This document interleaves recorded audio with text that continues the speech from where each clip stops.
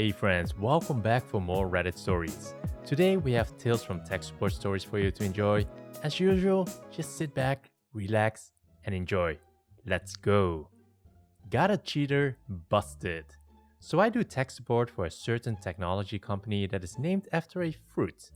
Names of company and product change for obvious reasons. This guy called in stating his iPhone was stolen. His iMessages weren't showing up on his iTablet. Your messages shows up on all Fruit devices, including computers if you have Fruit message turned on under Fruit Cloud settings on the devices you want them to capture. So I helped him turn them on. Had him go into Fruit Cloud settings and turn on Fruit messages sync. They still weren't showing up. Told him to turn off his iTablet. I sent a verify request to verify his identity so I could check on our end to see if his device was signed in and told him it would show up when he turned his tablet on. He told me it came through on his other Fruit phone that belongs to my girlfriend. I then educated him on how it is not a good idea to share Fruit IDs and she should have her own. He insisted she did, but it's not possible for two Fruit IDs to be signed in at once. He turns his iTablet on and notices that his girlfriend's Fruit message conversations are now syncing to his iTablet. Further evidence that she is signed in with his Fruit ID. I then reiterate that these problems can occur when you share Fruit IDs, to which he snaps and insists she is not.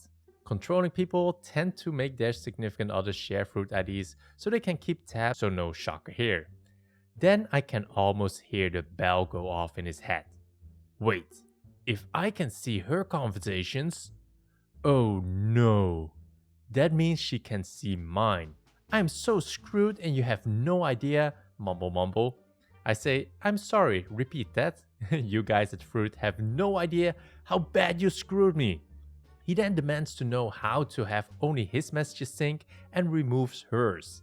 I reply with the only correct answer. Your girlfriend needs to sign out of your Fruit ID and into her own.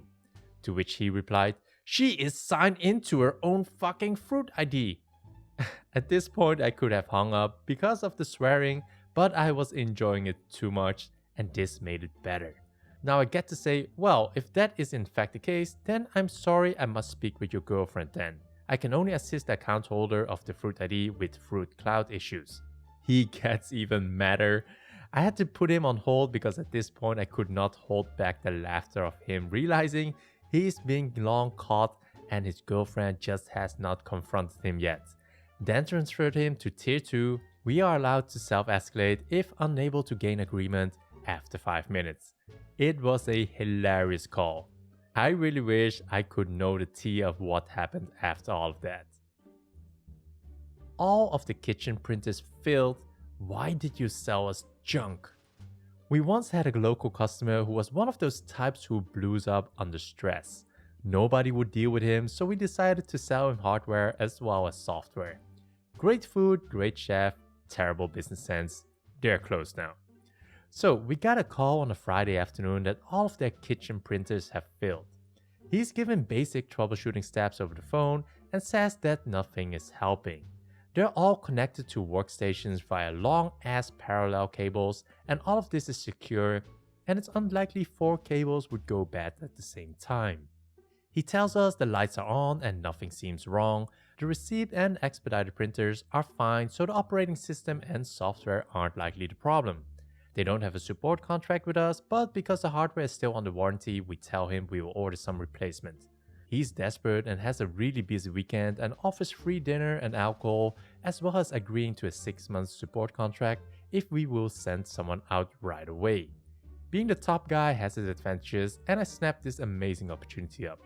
I get there and the owner is about to have a mental breakdown. He rushes me to the kitchen and starts yelling at me to fix the junk printers we sold him, industry standard absence.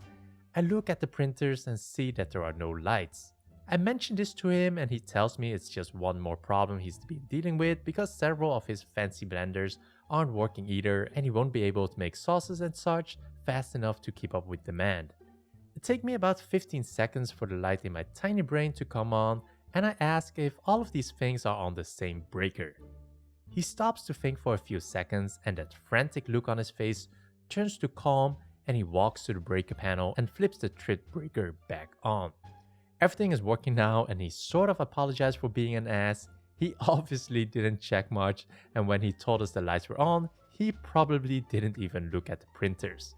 I get it, he was stressed and about to pull his own hair out. Anyway, I sat down to an amazing meal with a grateful customer. I don't drink wine, but he gave me a bottle to take to the office, as well as a giant bottle of some delicious seasoned olive oil and several loaves of fresh baked bread. I think I'm the only employee who had a good experience with this guy. His restaurant did really well until he could not find employees willing to deal with his breakdowns under stress. I don't trust anyone who responds to emails at the speed of light. Working on a client request to upload some contacts in his account, CRM tech support, pretty standard. For some quick context, we can upload as many contacts as you want, but it obviously takes longer depending on how many are in your file. Also, to upload contacts files from a spreadsheet, we have to assign spreadsheet columns to fields in the system using our little upload program, which means that clients are supposed to put their contacts info in relevant columns. One column each for the name, phone number, email address, etc. This client in particular was feeling a little frisky that day, had over 20,000 contact records. Thanks, I hate it. File was a mess, names in the phone number column, random strings of text in the email column, bits of address info just scattered throughout the entire thing. It was as if Jackson Pollock had a fight with Microsoft Excel and won. No way the upload tool was going to accept it. Half these contacts didn't have names or contact info, just descriptions. Contacts do have to have at least a first or last name in order to be uploaded. Ticket titled Urgent automatically puts you in my personal sinners queue as last priority. So I sent him a detailed email letting him know everything wrong with the file and what he needs to fix before it can be uploaded. Close ticket, X out of ticket, move on to other work.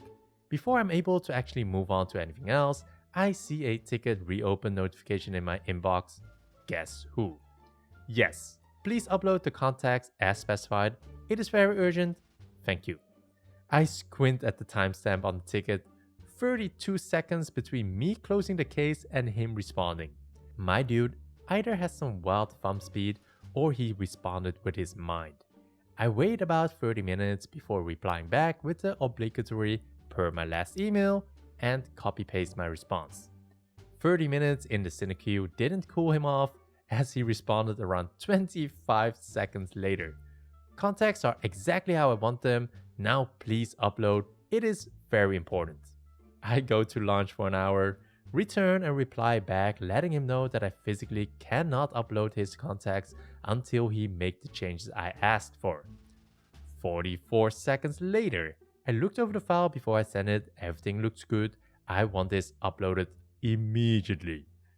It's at this point that he goes into level 2 of the sinners queue while I get to other tickets or calls. Level 2 means you might get a reply from me by the end of the day. If not, I'll get to you tomorrow sometime. Please find something to do other than refresh your inbox every half a second. At some point, Speedy sent in 3 or 4 new tickets to the queue, all just 20-30 seconds to a minute apart, angsting about his contacts not being uploaded. A co-worker of mine finds them and sees that I was already working with them. We chat a bit and she figures she'll respond in the hopes of hearing the same thing from 2 different people might knock some sense into him. She also included a screenshot of my email highlighting the bits detailing the change we need and the reasons for them. Shockingly, Speedy doesn't respond for 3 whole motherfucking minutes. Maybe the downs finally kicked in. I did not see that part. I am sorry. I will look at this and get back to you. The first line of my email said something along the lines of, "Hey customer, I was trying to upload your file, but there are a few changes we'll need you to make first." I can only guess that he reads this line and just stopped processing inputs altogether. So those were the stories for today's video. A thumbs up will be appreciated if you want to support the channel, and otherwise, it's okay. I'll see you in the next one.